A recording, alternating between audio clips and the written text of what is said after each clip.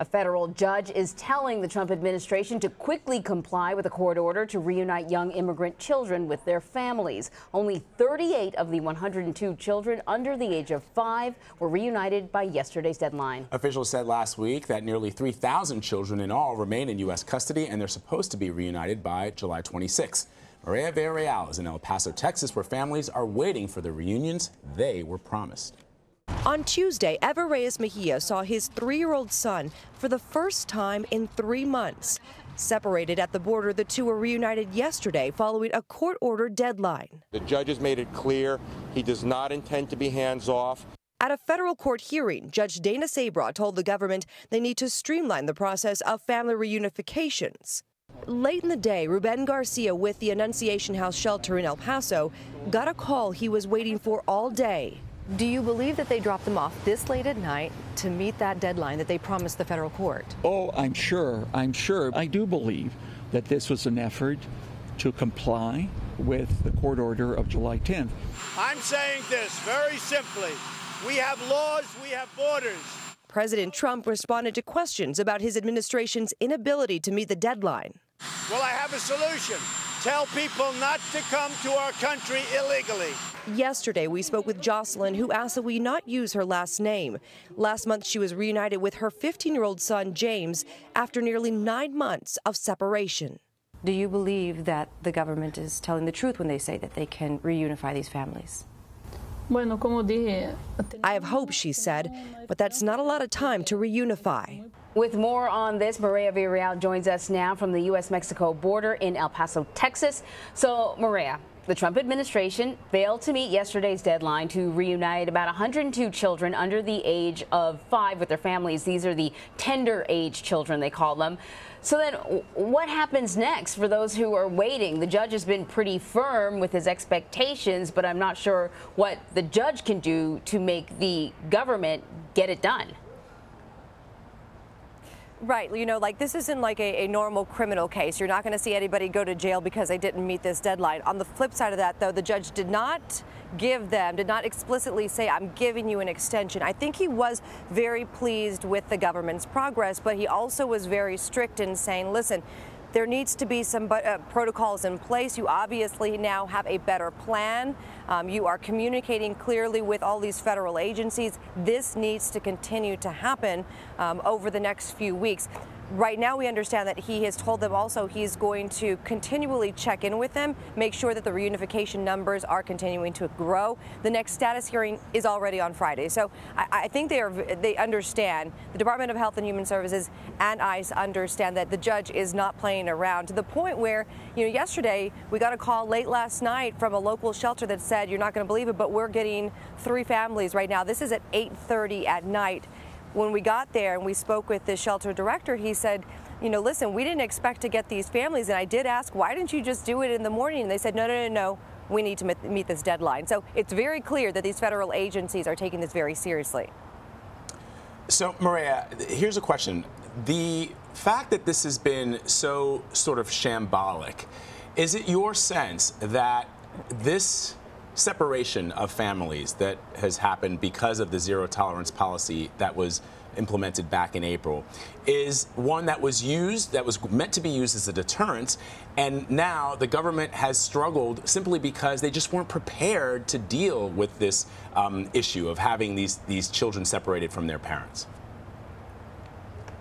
You know, absolutely, and that is not just coming from me in my reporting. It's coming from people on the ground. I mean, we have heard that Customs and Border Protection, Border Patrol agents, we have heard them say, absolutely, we agree with Attorney General Jeff Sessions. The zero tolerance policy is a deterrent. We believe it is working. I think what happened here was the administration believed that they could combine that with separating families, and they believed that they could win in the Flores case, which would allow them to detain these families, more importantly the children, for longer periods of time. I don't think that they clearly vetted the plans to how you were going to reunite these children later on, and I certainly don't think that they took into consideration that some of the children they would be separating were so young. So again, I think a lot of this has to do also with media attention, social media attention, social justice advocates out there. So it blew up, clearly. I think that the plan wasn't in place. It wasn't well thought out. But now I think there is, and it has forced the government to say, listen, if we are going to be strict on immigration, if we are going to have a zero tolerance policy in place, we have to do these 5 things to make sure that everything else works. You know, we saw the shot sort of pull out a little bit for a second there, and we said that you were along the border. Now, when we saw a wider shot, we could see that there was a fence behind you, and this is the border fence. Right across is Mexico. Absolutely, yes. And what's really interesting is we've spoken with the mayor here in El Paso who says, listen, you know, El Paso and Ciudad Juarez, we are one community. We are, you know, kind of a whole. We depend on each other for workers, business, culture, tradition, all that kind of stuff. But at the same time, he also pointed out, listen, we have a very rigorous system in place with local law enforcement as well as the federal agents here. Plus, we have a border wall here in this area that works extremely well. His suggestion was, at this point, we have the infrastructure in place. What we need now are the policies and for people to follow those policies. So listen, Mireya, you know, there's new reporting now that some families are going to be released, but they're going to have to wear ankle monitors or ankle bracelets. And, you know, some have said this is basically the same idea as catch and release, what the administration criticized the Obama administration for doing. What can you tell us about this policy and how it's supposed to be working? I think right now this is kind of a temporary solution or situation. I think that the ankle monitors, you know, we were discussing this yesterday with the Department of Health and Human Services, as well as Immigration Customs Enforcement, ICE and HHS. ICE has made it very clear that ankle monitors don't work as a deterrent. That's not why they are being used. They are using these ankle monitors to try and remind these migrant families that have come in, these adults, that they have cases still pending in immigration court. And they want to use it almost kind of to say, listen, what you did was wrong. You crossed the border illegally. You have not been charged criminally, or the charges have been dropped, but we want to remind you that you still have to figure out what's going to happen with your immigration case. So it's more of a reminder than it is a deterrent. You know, talking about the catch and release, I mean, you could say it is a throwback to the catch and release concept. And yes, we understand that the Trump administration was very critical of it, but I don't think that government really sees this as a catch and release situation, because I don't see this as a long-term solution to the problem, or a long-term kind of protocol for the zero tolerance policy. So Mireya, let's talk about the facilities. I want to play a little bit of what the Health and Human Services Secretary Alex Azar said with regards to the facilities on CNN. Take a listen. Well, if we are happy to work, we want to be transparent. We have nothing to hide about how we operate these facilities. Our grantees, it is one of the great acts of American generosity and charity, what we are doing for these unaccompanied kids who are smuggled into our country or come across illegally. So you and other CBS News correspondents have gotten an opportunity to see some of these facilities. When the Secretary says that this is an act of generosity, how do you see it?